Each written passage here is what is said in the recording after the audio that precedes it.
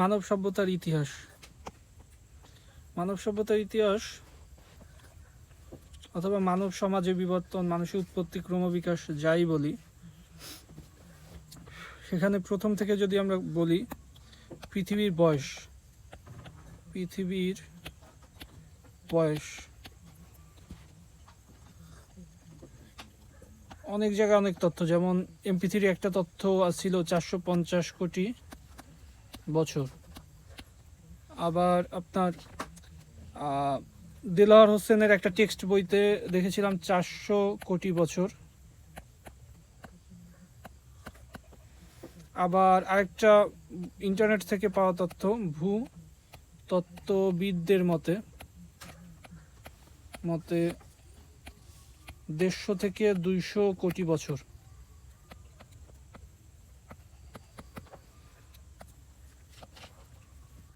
পৃথিবীতে মানুষ এসেছে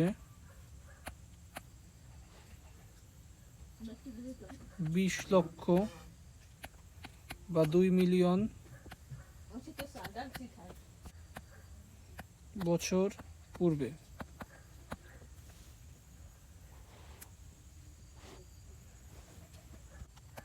নৃতত্ত্বের বিচারে 25 লক্ষ বছর। সোজা চলা মানুষ 20,000 বছর পূর্বে।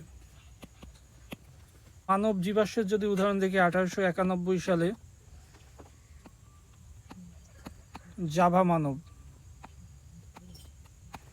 জাভা মানবদের জীবাশ্ম পাওয়া যায় বেসিক্যালি ইন্দোনেশিয়ার পূর্ব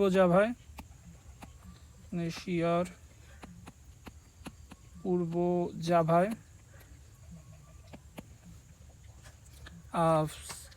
সেলো নামের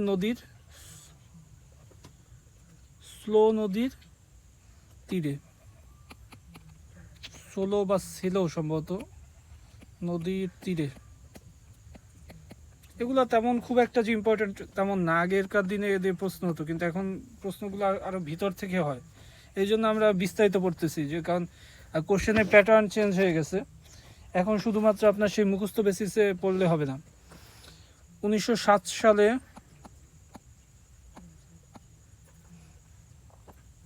হাইডেলবার্গ মানব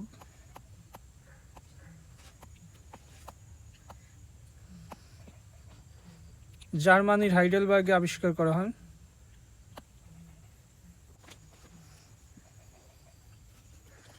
জার্মানির হাইডেলবার্গে এটা বেসিক্যালি আবিষ্কার হয়েছিল চোয়ালের কিছু হাড়।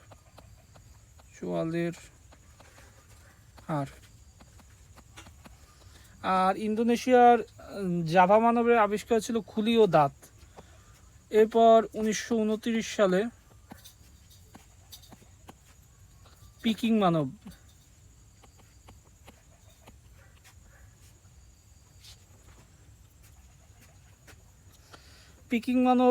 এটা চীনের পিকিংয়ে, বর্তমানে যে বেইজিং বর্তমান রাজধানী, চীনের বেইজিং, আর এক নাম হচ্ছে পিকিংয়ে এই মানব জীবাশ্ম পাওয়া যায়। 32টি মাথার খুলি পাওয়া যায় ওখানে পাহাড়ের গুহায়।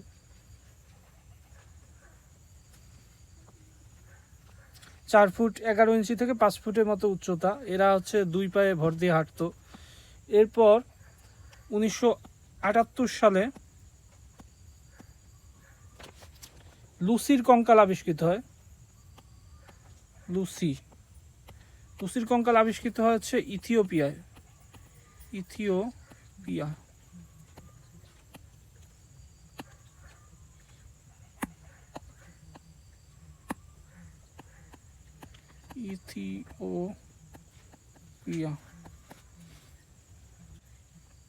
এছাড়া আর কিছু আছে, যেমন নিয়ানডার্থাল, নিয়ান্ডারথাল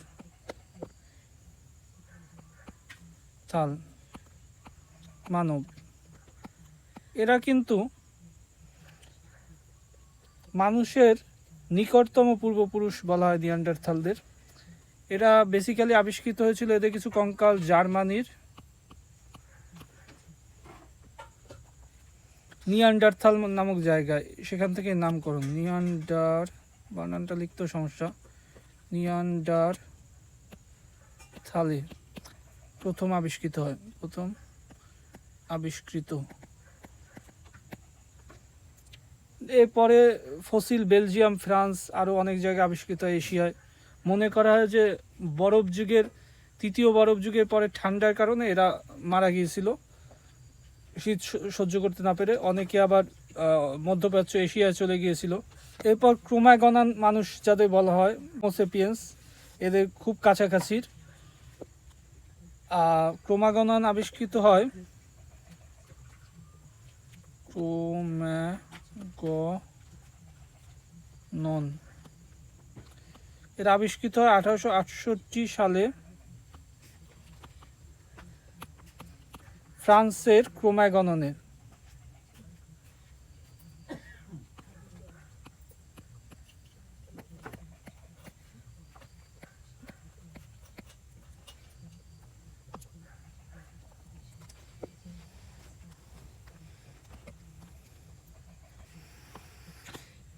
এরপর যদি আমরা একটু নৃগোষ্ঠী নিয়ে পড়ি, নৃগোষ্ঠী এগুলো হচ্ছে ইন্ট্রো, আসলে এরপরে আমরা ইতিহাস শুরু করব। নৃগোষ্ঠীর মধ্যে আছে, আমরা সংক্ষেপে মনে করার জন্য কমন, কতে হচ্ছে ককেশীয়, মতে হচ্ছে মঙ্গোলীয়, নতে হচ্ছে নিগ্রয়েড, আর অতে অস্ট্রেলীয়।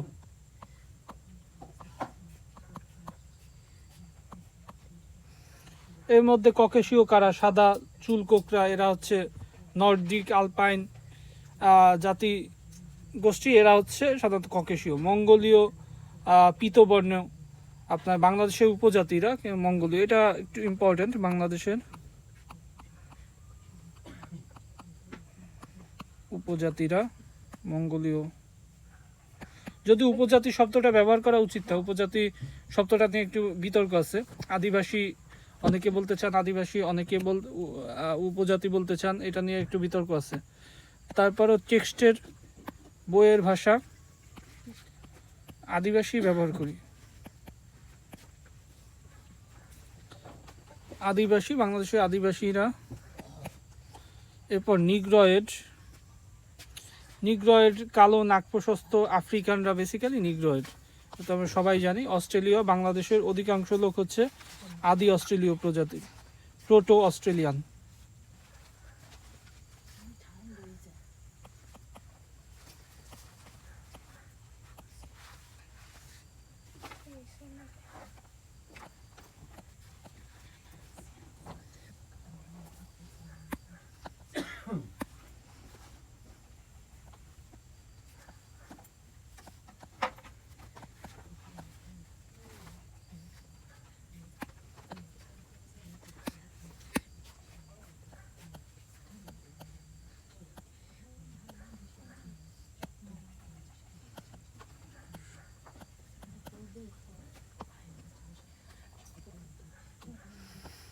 এটা আগে ক্লাস নিয়েছিলাম, যা হোক।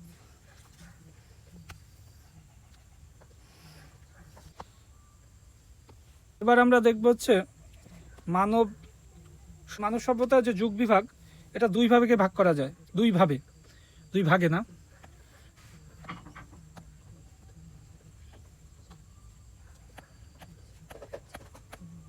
বিকাশ, এই ইতিহাসকে দুই ভাবে ভাগ করা যায়। একটা হচ্ছে যদি এভিডেন্স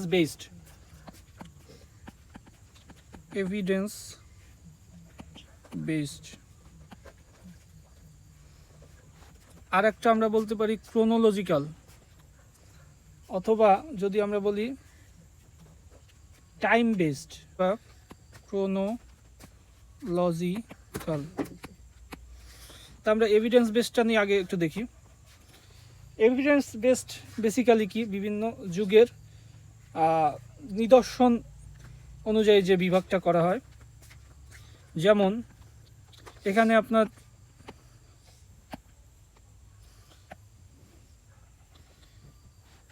উপাদানের মাপকাঠিতে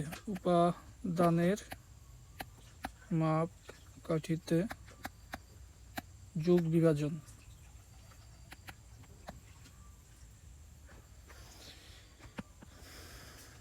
তিন ভাগে প্রধানত আমাদের ভাগ করা যায়। একটা হচ্ছে প্রাক ঐতিহাসিক। প্রাক শব্দের অর্থ আমরা জানি কি, প্রাক মানে হচ্ছে পূর্ব, প্রাক যোগ ঐতিহাসিক, এই দুটা ই করলে হয় কি, সন্ধি বিচ্ছেদ করলে হয় প্রাগৈতিহাসিক। প্রাগৈতিহাসিক মানে হচ্ছে প্রিহিস্ট্রিক্যাল। তাহলে প্রিহিস্ট্রিক্যালটা কখন, যে সময় কোনো লিখিত বিবরণ বা ইতিহাস পাওয়া যায় না, সেই সময়কে প্রাক ঐতিহাসিক বলা হয়।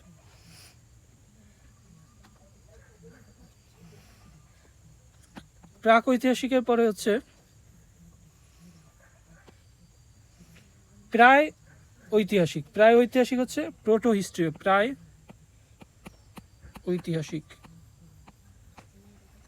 ঐতিহাসিক হচ্ছে প্রোটো হিস্টোরিক্যাল। প্রোটো মানে যে কোনো কিছুর প্রাথমিক অবস্থা, যে ম্যাচিউর অবস্থা আগে, এটার ক্ষেত্রে প্রোটো শব্দটা ব্যবহার করা যায়।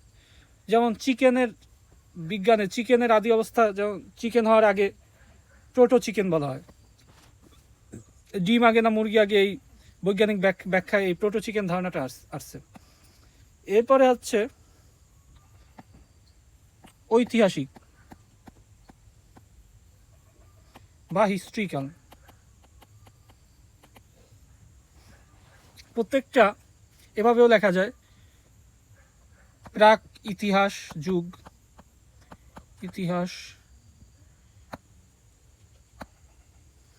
প্রাক ইতিহাস যুগ, তারপর হচ্ছে প্রায় ইতিহাস যুগ এবং ইতিহাস। তাহলে pre history, proto history and history. Proto history, pre history.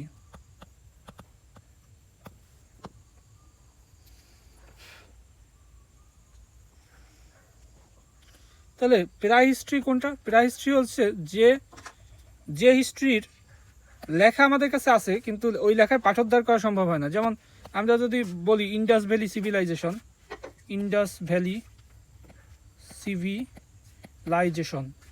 আপনি ইন্টারনেট খুঁজলে ইন্ডাস ভ্যালি সিভিলাইজেশনের লিপি পাবেন, কিন্তু ওই লিপি পাঠোদ্ধার করা এখনো সম্ভব হয়নি। সুতরাং এটা হচ্ছে প্রায় হিস্ট্রি, মানে প্রোটো হিস্ট্রি, প্রায় ঐতিহাসিক। আবার ধরেন হায়ারোগ্লিফিক্স যখন প্রথম আবিষ্কার হয়েছিল, তখন কিন্তু হায়ারোগ্লিফিক্সের ভাষার পাঠোদ্ধার করা সম্ভব হয়নি সাথে সাথে, তখন ওইটা ছিল প্রায় ঐতিহাসিক। পরবর্তীতে যখন হায়ারোগ্লিফিক্সের পাঠোদ্ধার করা সম্ভব হয়েছে, ওইটা আর প্রায় ঐতিহাসিকের মধ্যে থাকলো না, ওটা চলে গেল ঐতিহাসিকের মধ্যে।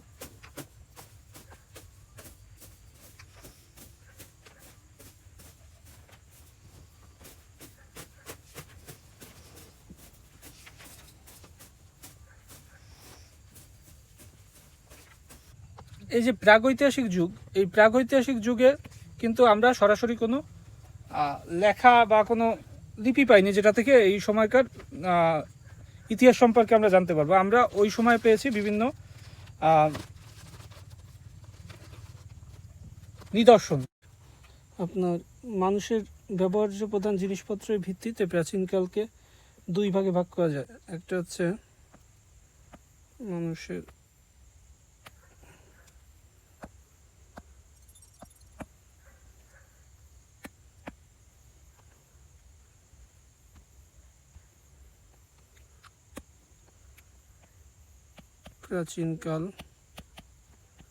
কালকে দুই ভাগে ভাগ করা যায়। একটা হচ্ছে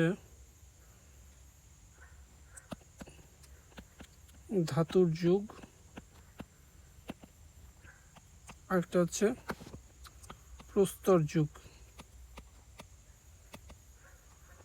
এই প্রস্তর যুগটাকে আবার প্রাচীন, মধ্য এবং নব্যপ্রস্তর যুগে ভাগ করা হয়েছে। প্রাচীন, মধ্য, নব্য,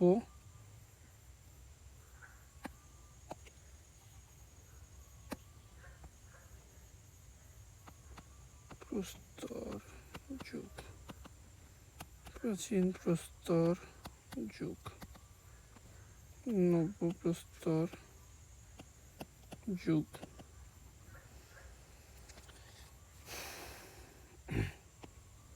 ধাতুর যুগটা হচ্ছে ব্রোঞ্জ যুগ, তাম্র যুগ ছিল প্রথমে, তাম্র যুগ,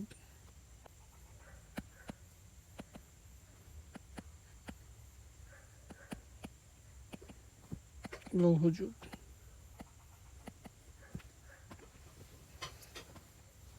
এখন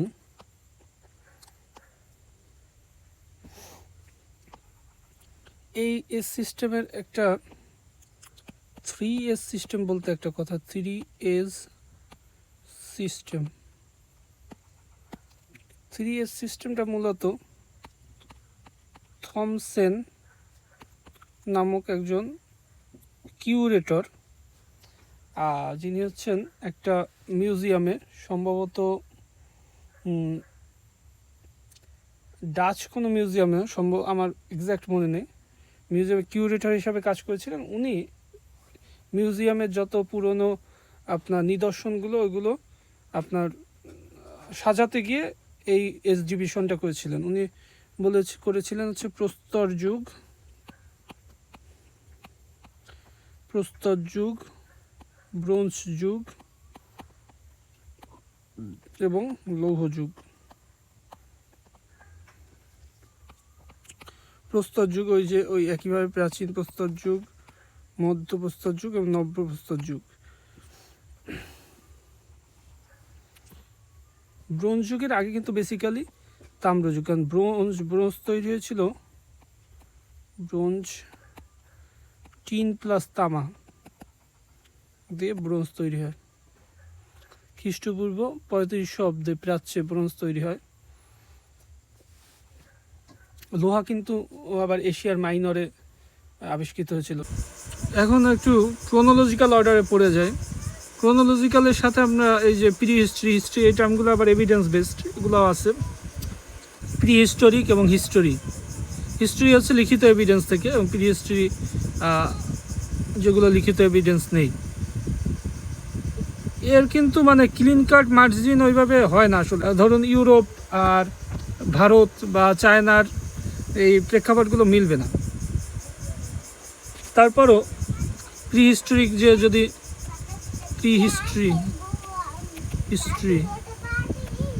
বা প্রাক ইতিহাস, প্রি হিস্ট্রির হচ্ছে আপনার প্রস্তর আর তাম্র, এই দুইটা ইসের মধ্যে পড়ে। এখানে তাম্র যদিও লেখে নাই, তবে তাম্র প্রি হিস্ট্রির মধ্যে পড়ে। প্রস্তর আবার 3 ভাগে ভাগ করা যায়।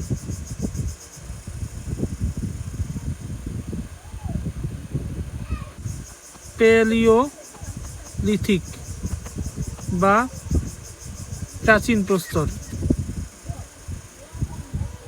বা প্রাচীন, আর হচ্ছে নব্যপ্রস্তর বা নিওলিথিক বা নবপলীয় বলা হয়। এর কারণ আছে নবপলীয় বলার, এগুলো আমরা পরে জানবো বিস্তারিত পড়ার সময়।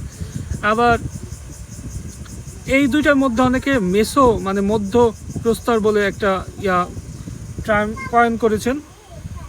মধ্য প্রস্তর মানে কি? মেসো মানে মধ্য, মেসো। আর লিথিক মানে তো লিথস মানে হচ্ছে পাথর, লিথিক মানে প্রস্তর, মধ্যপ্রস্তর, প্রস্তর। প্রস্তর,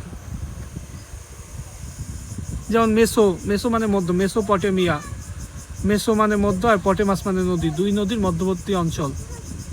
তাম্র, তাম্র যদিও কপার এজ, কপার এজ, অনেকে একে তাম্রপ্রস্তর যুগও বলেন, মানে চালকোলিথিক, চালকোলিথিক মানে তাম্রপ্রস্তর।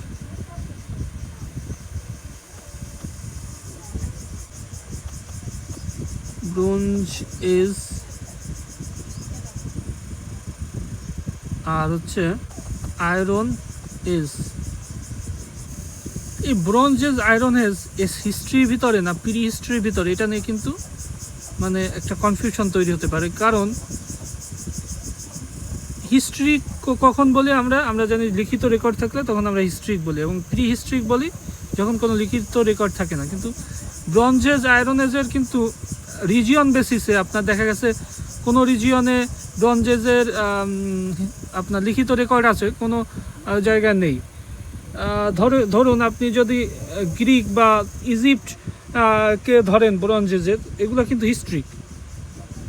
আবার যদি আপনি ওয়েস্টার্ন ইউরোপ ধরেন, যেমন ব্রিটেন, স্ক্যান্ডিনেভিয়ান, ওই সময় কিন্তু প্রি হিস্ট্রিক বলতে পারেন, বা অনেক জায়গায় প্রোটো হিস্ট্রিকই। এভাবে আবার আয়রন এজের ক্ষেত্রে ধরেন আপনার ইন্ডিয়া, চায়না, ইজিপশিয়ান যে হিরোগ্লিফিক্স বা আপনার তৎকালীন লিপির উল্লেখ আছে আয়রন এজে। আবার ইউরোপিয়ান ক্ষেত্রে কিন্তু একটু পরে আপনার আসে, আপনার লিপি আসে, এই জন্য ইউরোপিয়ান ক্ষেত্রে কিন্তু ওটাকে আমরা হিস্ট্রিক বলতে পারতেছি না। এই নিয়ে একটু দ্বিধাদ্বন্দ্ব আছে। এরপরে আসে এনসিয়েন্টেজ। এনসিয়েন্টেজের মধ্যে সবচেয়ে প্রাচীন সভ্যতা আছে মেসোপটেমীয় সভ্যতা। এনসিয়েন্ট এজ, অনেকে বলে প্রথম হচ্ছে মেসোপটেমীয়। অনেকের মতে সবচেয়ে প্রাচীন সভ্যতা হচ্ছে সিন্ধু সভ্যতা। এরপর মেসোপটেমীয় সভ্যতার মধ্যে আছে সুমেরীয়, সুমেরীয়, বেবিলনীয়,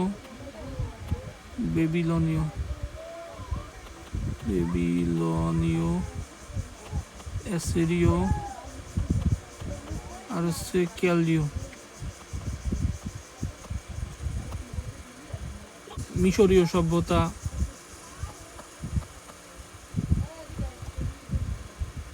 সৈনিক সভ্যতা, এগুলো প্রাচীন সভ্যতা। আরও অনেক সভ্যতা আছে। এরপর দেখা যায় মিডিভাল বা মধ্যযুগ।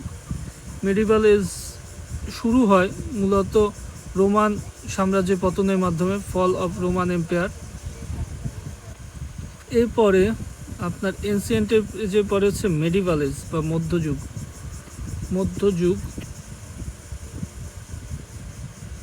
মধ্যযুগে শুরু হয় কিন্তু আপনার রোমান সাম্রাজ্যের যে পতন। এটা কিন্তু রোমান সাম্রাজ্য বলতে পশ্চিম রোমান সাম্রাজ্য বোঝায়, এখানে পশ্চিম রোমান সাম্রাজ্য পতন। এই যে আপনার বুর্জুতা সদৃশ ইটালির এই দিকে ইস্টের যে রোমান সাম্রাজ্য, যেটা বাইজেন্টাইন সাম্রাজ্য, বাইজেন্টাইন হিসাবে পরিচিত, সেই রোমান সাম্রাজ্য কিন্তু আরও প্রায় 1000 বছর আরও টিকে ছিল। সেটা বেসিক্যালি এটা যদি মধ্যযুগটা আমরা ভাগ করি যে আর্লি মেডিভাল, মিডল অ্যান্ড যদি লেট মিডিভাল হিসাবে ভাগ করি, তাহলে পশ্চিম রোমান সাম্রাজ্য থেকে পতনের মাধ্যমে আর্লি মেডিভালের সূচনা হয়, মানে মধ্যযুগের। আর এই যে পূর্ব রোমান সাম্রাজ্য, যেটা বাইজেন্টাইন সাম্রাজ্য,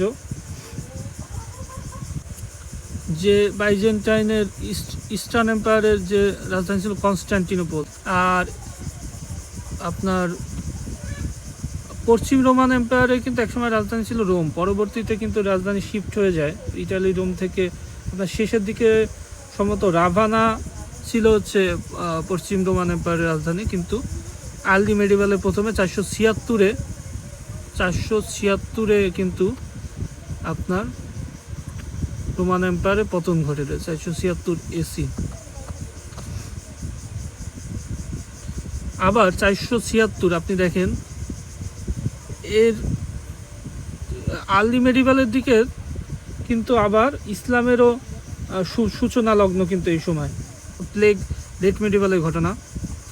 প্লেগ এর নাম দেওয়া হয়েছিল তখন ব্ল্যাক ডেথ, ব্ল্যাক প্লেগ বা ব্ল্যাক ডেথ।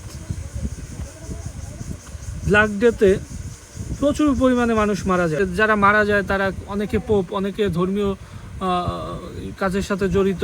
তখন মানুষের একটা কিছু কিছু মানে সন্দেহ বা সংশয়বাদের তৈরি হয়, যে মানুষ যেভাবে আগে অন্ধভাবে মিডলে যে বিশ্বাস করত চার্চের পোপদের সম্পর্কে বা চার্চ সম্পর্কে, ধ্যান ধারণায় পরিবর্তন আসতে শুরু করে মধ্যযুগের পরে, লেট মিডিভালের পরে। এরপরে এখান থেকে আর্লি মডার্ন এরা আসে, ধ্যান ধারণার পরিবর্তন থেকে আর্লি মডার্ন এরা, আর্লি মডার্ন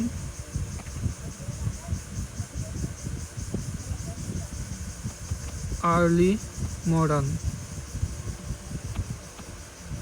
বা প্রাক, বাংলা বলতে গেলে প্রাক আধুনিক যুগ।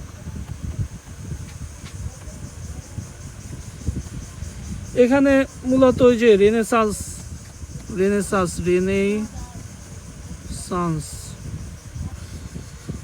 তো রেনেসাঁসের জন্ম মূলত আপনার এই যে আমরা বলছিলাম পশ্চিম রোমান সাম্রাজ্যের পতন ঘটে 476, কিন্তু বাইজেন্টাইনের পূর্ব বাইজেন্টাইন আপনার পূর্ব রোমান সাম্রাজ্য টিকে ছিল, বাইজেন্টাইন বা কনস্টান্টিনোপল। কিন্তু তুর্কিরা কিন্তু আপনার 1453 সম্ভবত 1453 দিকে হচ্ছে এই কনস্টান্টিনোপল কিন্তু দখল করে নেয়। ফলে বুদ্ধিজীবী এবং স্কলাররা আপনার পশ্চিমে ট্রাভেল করে এবং ইটালি রোমে চলে যায়। তাদের কাছে হচ্ছে পুরনো গ্রিক নলেজ এবং পুঁথিগুলো তাদের কাছে ছিল, যার ফলে তারা ইটালিতে গিয়ে যখন একটু তুলনামূলক যেখানে সেকুলারিজম প্র্যাকটিসের জায়গা আছে, যেখানে চিন্তার একটু স্বাধীনতার জায়গা ছিল, তখন তারা কনজারভেটিভ ফিল্ড থেকে বের হয়ে আসে এবং সেখানে তারা রেনেসাঁসের জন্ম দেয়। রেনেসাঁস শব্দের অর্থই হচ্ছে পুনর্জাগরণ, যা বা রিবার্থ। মানে এই রিবার্থটা কি জ্ঞান বিকাশের বা জ্ঞান বিজ্ঞানের পুনর্জাগরণ। এই রিবার্থটা বেসিক্যালি প্রাচীন গ্রিক ফিলোসফির ভাবধারায় পুষ্ট। এরপরে যে ব্ল্যাক ডেথ, মধ্যযুগে মানুষ লেট মিডিভালে যে প্রচুর পরিমাণ ব্ল্যাক ডেথে মানুষ মারা গেছে, ওখান থেকে চার্চের প্রতি একটা মানুষের সেই অন্ধবিশ্বাসটা কমে যায়। এর ফলে প্রোটেস্ট্যান্ট রিফরমেশনের জন্ম হয়। প্রোটেস্ট্যান্ট কি, তারা হচ্ছে চার্চে কিছু কিছু বিষয়ে তারা সংস্কার চায়, ক্যাথলিক চার্চের। এটা হচ্ছে এক ধরনের রিলিজিয়াস মুভমেন্ট বলা যেতে পারে। মার্টিন লুথার উনি হচ্ছে এই আন্দোলনের সূচনা করেন। এখান থেকে খ্রিস্টানদের দুইটা তৈরি হয়, একটা হচ্ছে খ্রিস্টান অর্থোডক্স ক্যাথলিক খ্রিস্টান, আর একটা হচ্ছে আপনার প্রোটেস্ট্যান্ট। এরপরে মডার্ন এজ শুরু হয়। এরপরে আসে মডার্ন এজ 1492। এটা মূলত ধরা হচ্ছে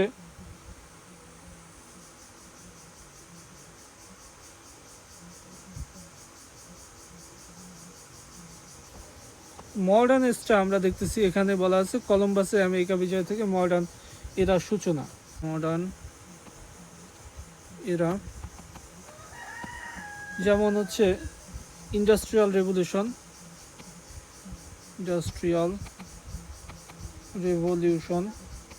মডার্ন এরার সূচনা আমরা দেখলাম 1492 কলম্বাসের আমেরিকা জয় থেকে, কলম্বাসের আমেরিকা আবিষ্কার থেকে।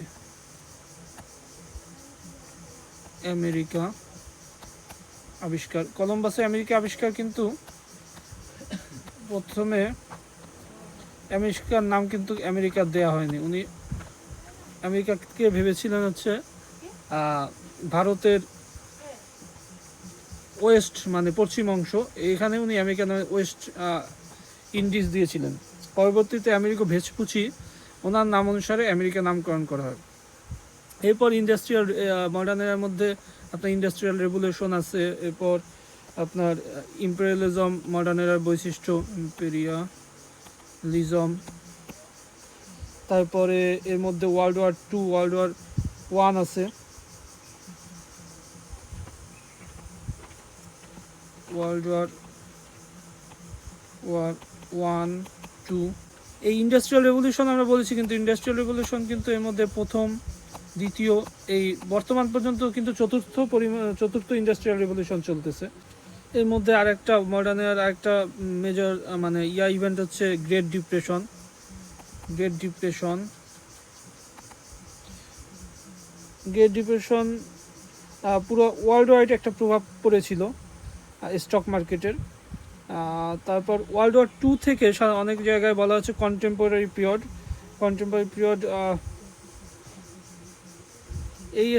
এটা মডার্ন এরার বাইরে গিয়ে একটু আলাদাভাবে নামকরণ করা হয়েছে অনেক জায়গায়, কন্টেম্পোরারি পিরিয়ড।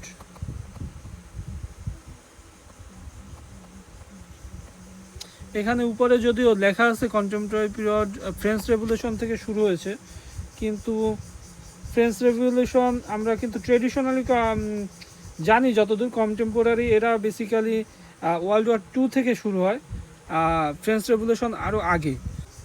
এই পিরিয়ডে মানে তথ্য প্রযুক্তির ব্যাপক উন্নয়ন হয়েছে।